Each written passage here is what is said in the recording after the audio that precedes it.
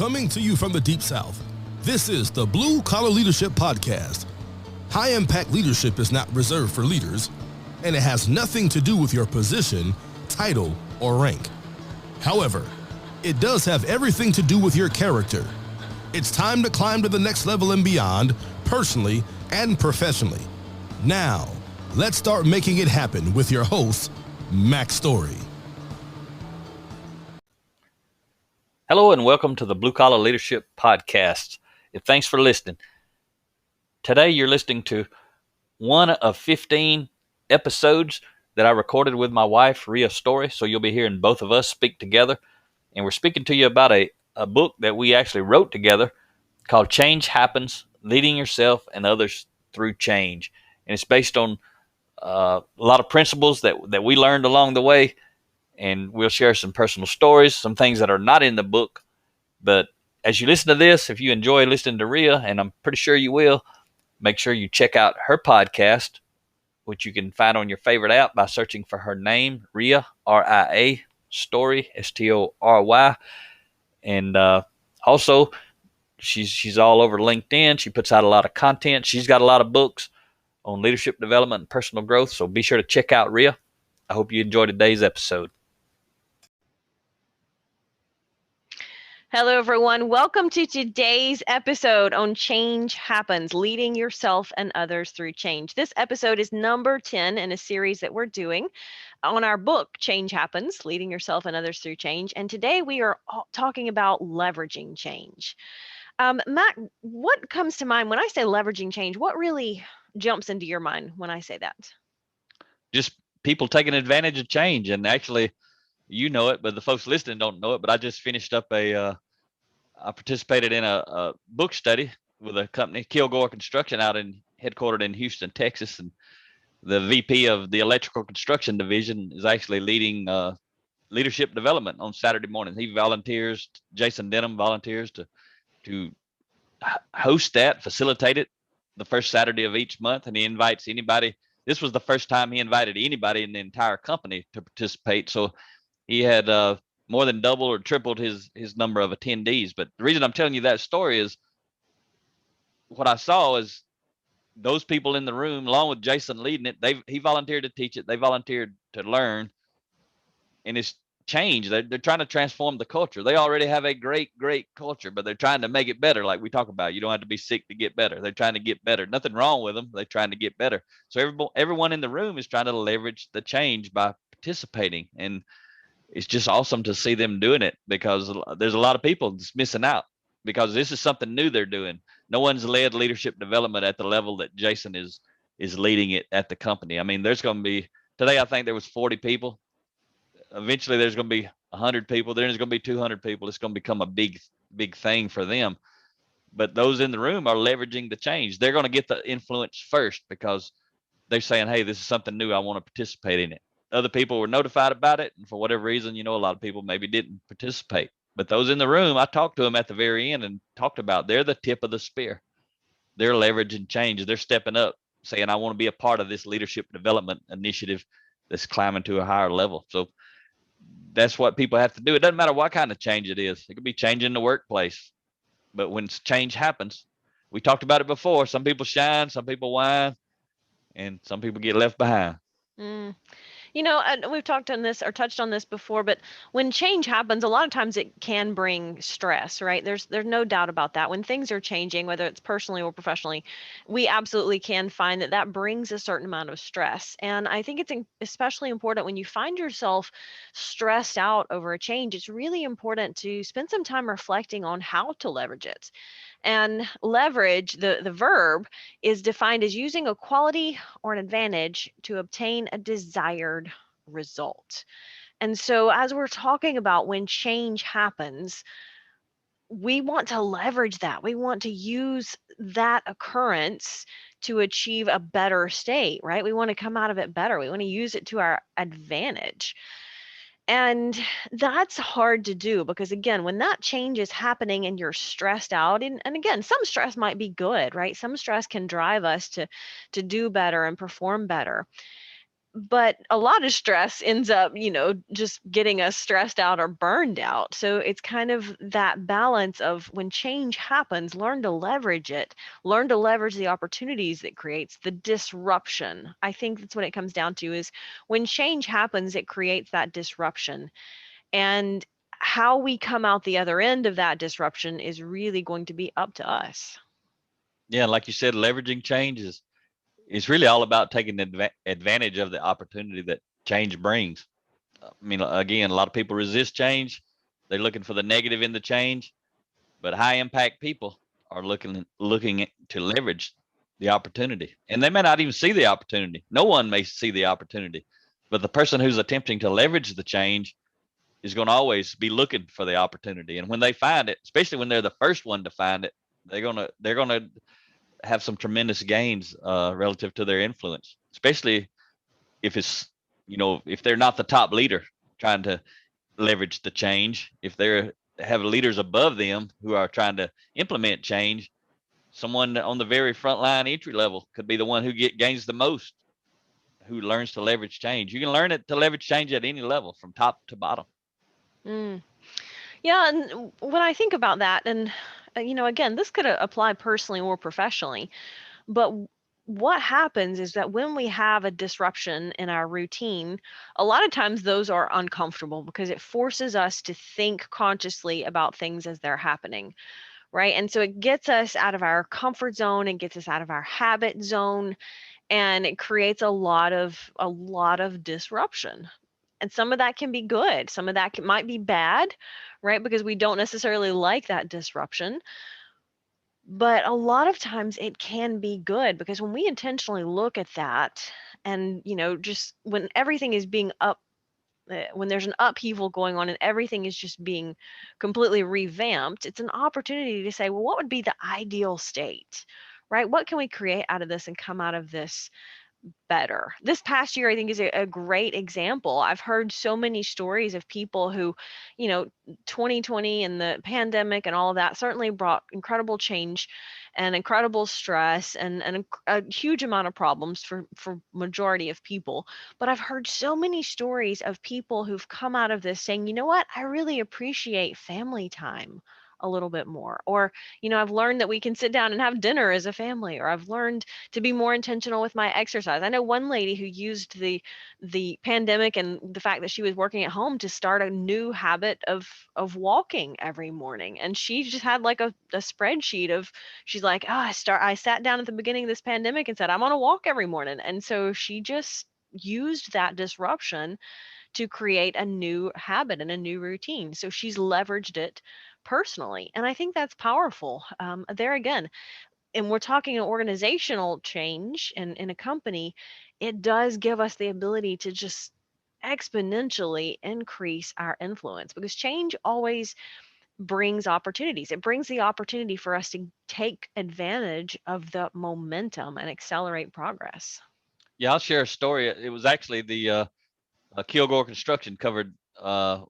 They were covering two chapters from my book. One of the chapters they covered my book, 10 Values of High Impact Leaders. One of those chapters was the value of responsibility, and in there I had a story that I'm gonna share a little bit of it today, right now. Not as much as is in the book, obviously, but it's an example when I actually leveraged change. I was at the time, it was in the late 90s, and I was still working in manufacturing, and we had transformed from batch and queue, which is build a pile and move a pile, basically, of product, to lean manufacturing, which was you move one part at a time through the process from beginning to end so that it's complete when it comes out the end. And so we had set up, instead of one person running one machine, one person now would operate 3 or 4 or 5 machines kind of in a circle and just load them continuously, kind of walk around the circle and get the parts flowing and going.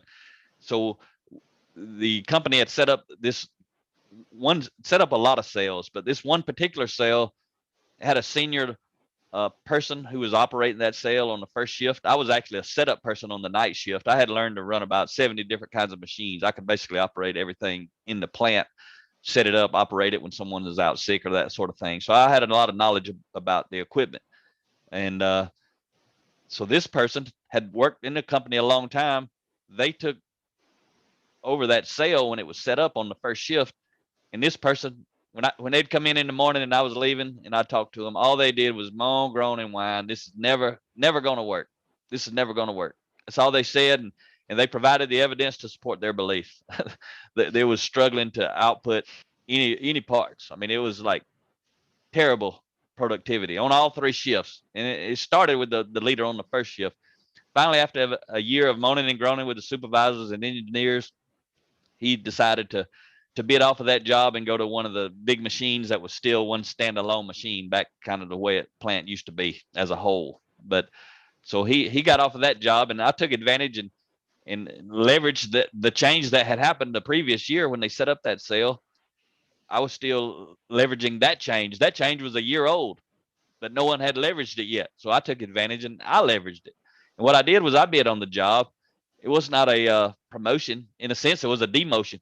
I went from setting up all the equipment on one shift to running one simple sale on a different shift, but I was able to go to the day shift. So that was one advantage I got of leveraging that change, was I got to go work on the day shift instead of the night shift.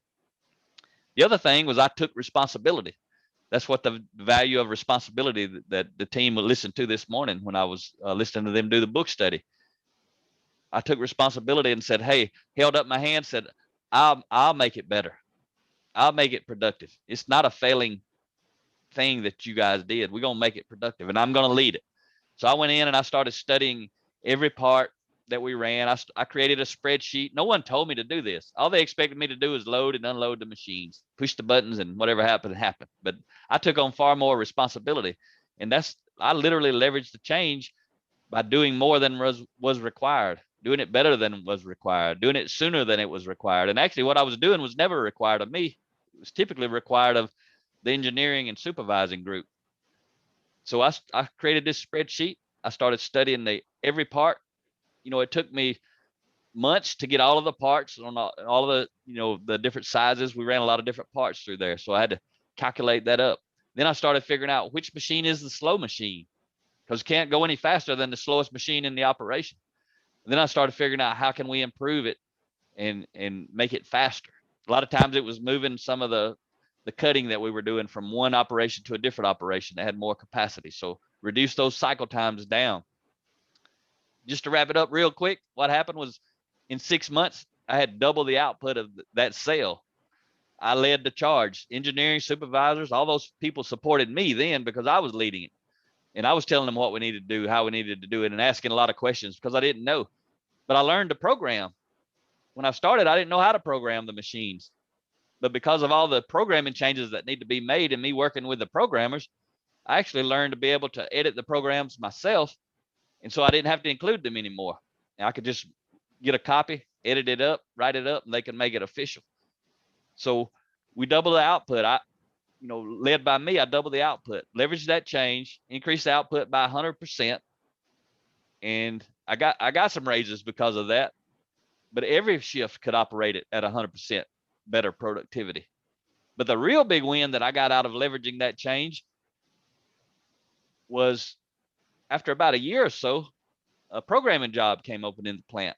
And there was only 2, and hardly ever did they open up. So this one opened up. Usually the person got it with whoever had the most experience in the plant operating those machines. So there were a lot of people who had more experience than me.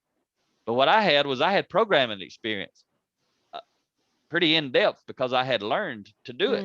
Mm-hmm. And I wasn't expected to do it. So I applied for that job. I got that job. Again, I didn't ask for a raise, but I got a raise. I got a promotion. But the most important thing I got was the opportunity to repeat that cycle again.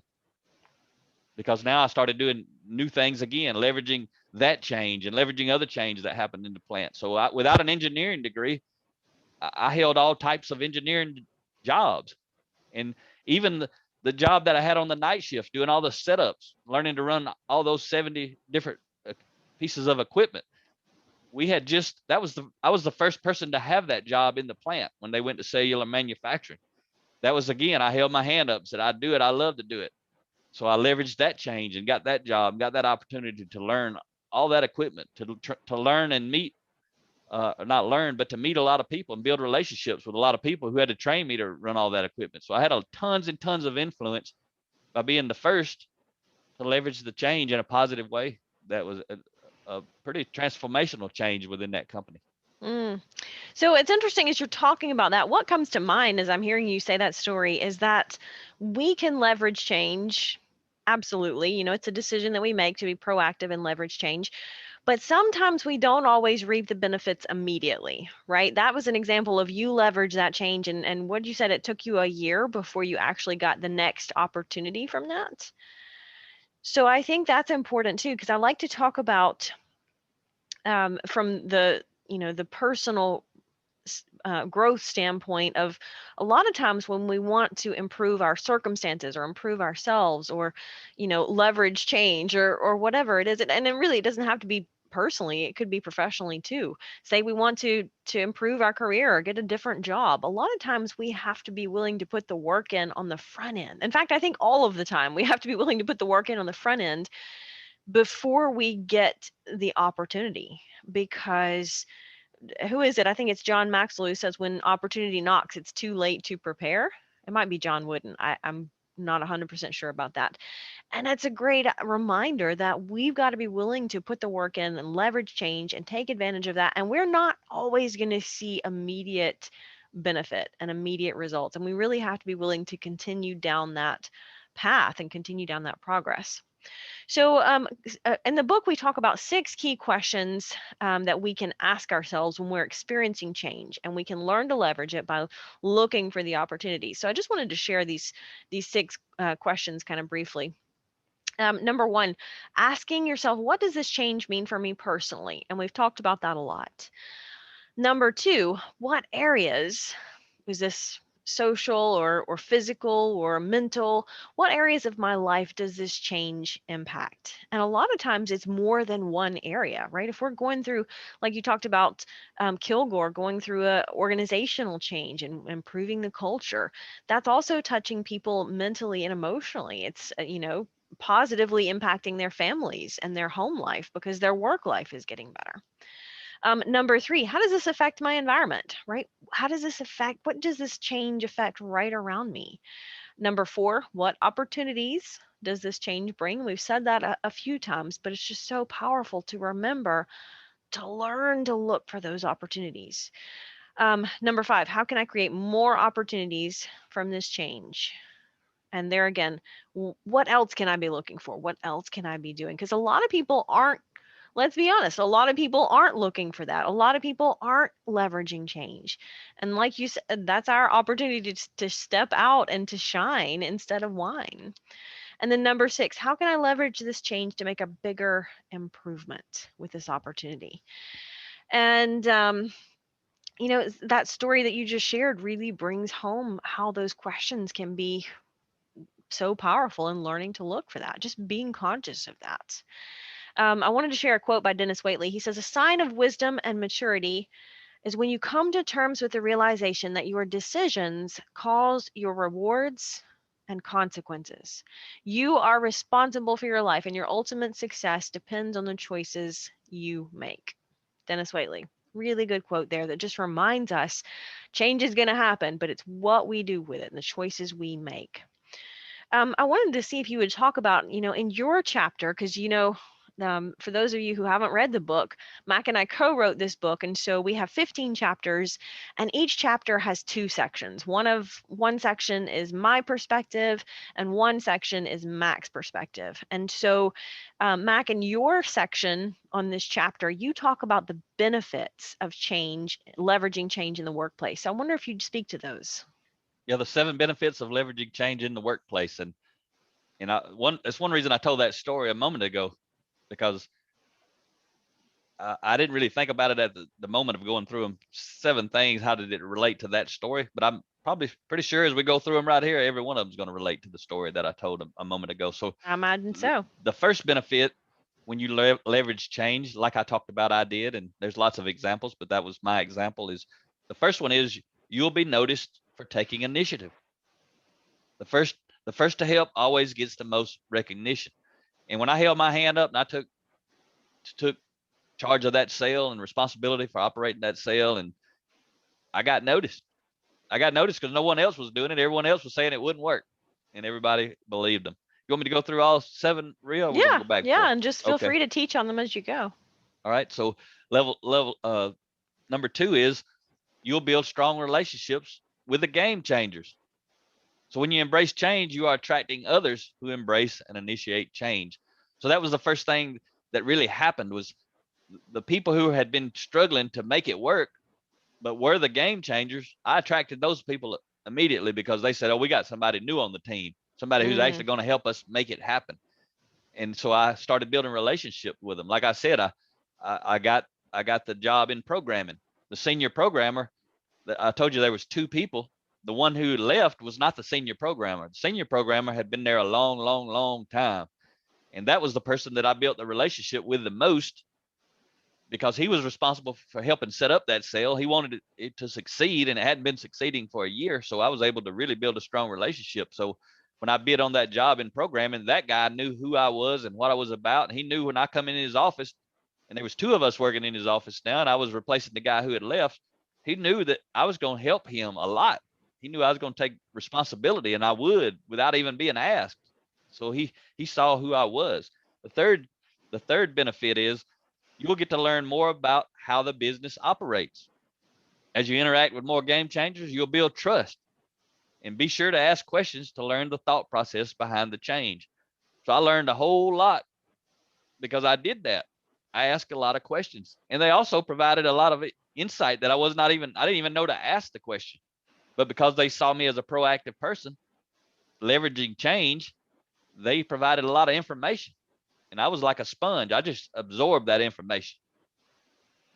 The fourth benefit is you'll have more input in implementing the change. I mean, literally, I got to decide all the changes in that sale because I came up with the changes. They gave it all they had for the last year, but it still was not all just my idea. I took information from all these other people. I still say it was a team effort, although I was leading it.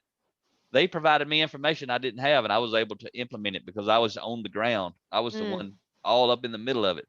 So when you get involved with making the change happen, you'll be asked your opinion. The fifth benefit, you'll have more input in future changes. So as you build relationships with leaders during change, they'll begin asking your thoughts about future changes. So when I got that programming job, that led to me being able to implement all kinds of improvements that I knew from operating when I was on the night shift, setting up all those 70 machines, operating and setting those up. I knew about a lot of changes that need to happen, but I wasn't in a position to make those changes. But as soon as I got the programming job, and I got a lot of other engineering responsibilities with that, I was able to implement those future changes. The sixth benefit, you'll become more valuable. So when leaders start to benefit from your support, your ideas for improving the processes and moving the organization forward, you become more valuable to them and the organization. I got promoted quite a few more times before I ever left that company. After I took responsibility for that sale, and I took responsibility for being the setup person. I had to create that job. That job didn't exist. There had never been the setup person. So, there's several stories in that one story. The seventh benefit is you'll be considered for promotions, which is what I just stated. Those who make an impact helping the leaders implement change will be giving more opportunities to make an impact. So really the way you leverage change in a nutshell is you take responsibility. And part of that I was talking about with the Kilgore group on the value of responsibility was I told them, don't ask for a raise, ask for responsibility. And the reason that's a powerful principle is when you ask for responsibility, you get an opportunity to gain experience. And that's what you're getting paid for every day, is the experience that you bring to work. That's what makes a person valuable, is their knowledge, skills, and abilities. So when you leverage change, you're going to be at the forefront of that change. You're going to be the person who can really excel because of the experience that you have. Yeah, I really like that because, I've shared on this podcast in some of our previous episodes, I wasn't that intuitive when it came to leveraging change early in my career. Like, I didn't like change. I didn't embrace change. I certainly wasn't leveraging it. And I can see opportunities that were missed, opportunities that I missed because I wasn't embracing it. I wasn't leveraging it. And there probably are opportunities for promotions that I missed out on and didn't even know it, because a lot of times we don't know it when we miss an opportunity.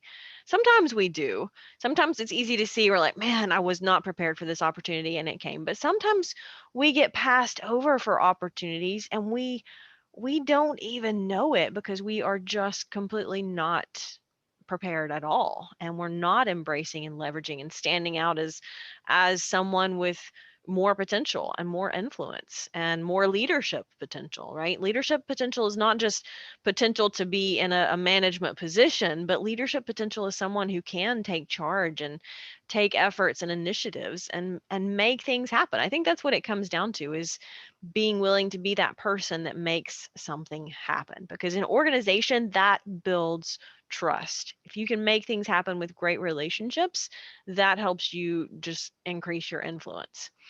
There's a really good quote here that we shared in this section of the book for Amy Cuddy, so I wanted to share that before we wrapped up this episode.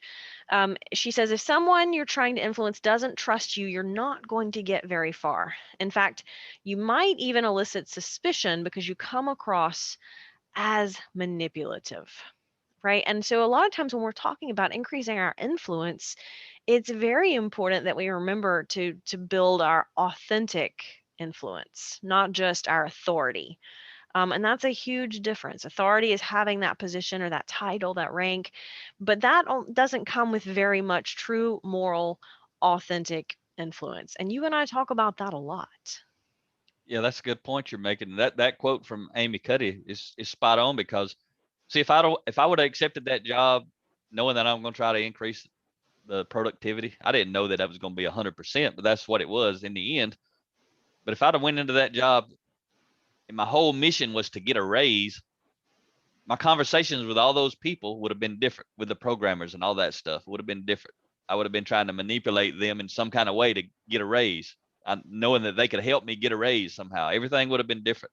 If I would have been trying to do what I was doing to get the programmer's job at some point in the future, it would have been different.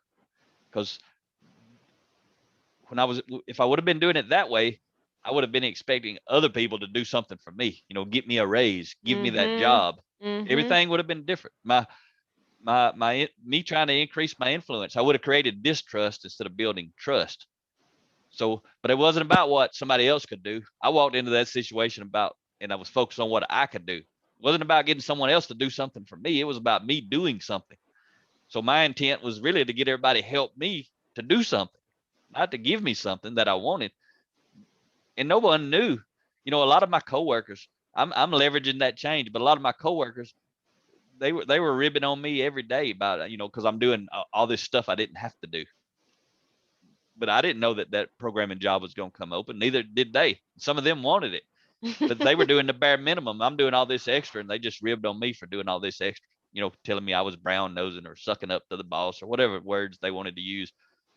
But they were pretty jealous when I got the job and they didn't down the road. But that touches on what you said about the unforeseen opportunities, what I talk about. There's all types of unforeseen opportunity. You don't do it for that, but you need to be aware that there's opportunities that you're unaware of. You go do these things, they're going to pop up. You're going to be able to take advantage of it. Yeah. I think that's a great point to wrap up on, because the next podcast episode that we'll be doing in this series is going to be talking about leading change. And so we'll kind of be building on what you're talking about there and digging into that a little bit more. All right, folks. Talk to you next time.